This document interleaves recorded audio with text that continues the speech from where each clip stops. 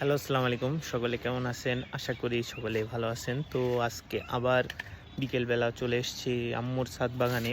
তো আম্মুর ছাদ বাগানে আমরা কিভাবে আমাদের যে আম গাছগুলো আছে, সেই আম গাছগুলোকে কিভাবে রক্ষণাবেক্ষণ করি, কিভাবে সুন্দর করে রাখি, সেটি মূলত আজকে আমি আপনাদের দেখাবো। মানে কথা হচ্ছে যে আম গাছটা আমরা কিভাবে ঢেকে রাখি যাতে ওর গায়ে কোনো প্রকার পোকামাকড় বা কোনো কিছু যাতে না পড়ে, সেটি আমি আপনাদের আজকে মেইনলি দেখাতে চলেছি।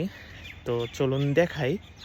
তো এই হলো আমাদের আম গাছ। মূলত আমরা এই যে এইভাবে আমাদের গাছগুলোকে আর কি রক্ষণাবেক্ষণ করে রাখি, যাতে আমাদের কোনো প্রকার পোকামাকড় বা কোনো কিছু যাতে আক্রমণ করে আমগুলোর ক্ষতি না করতে পারে। আপনারা যারা ছাদে টব গাছ আছে, টবে বা এভাবে ছাদে যারা আম গাছ লাগাইছেন তারা ঠিক এইভাবেই রাখতে পারেন, কারণ অনেক সময় পাখির আক্রমণের কারণে আমগুলো নষ্ট হয়ে যেতে পারে।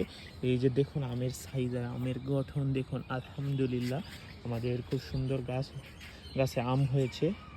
তো এরকম টাইপ ভিডিও আরও পেতে আমাদের এই চ্যানেলটি সাবস্ক্রাইব করুন আর আমাদের পাশেই থাকুন। ধন্যবাদ সকলকে। দেখা হবে পরের আরও একটি ভিডিওতে।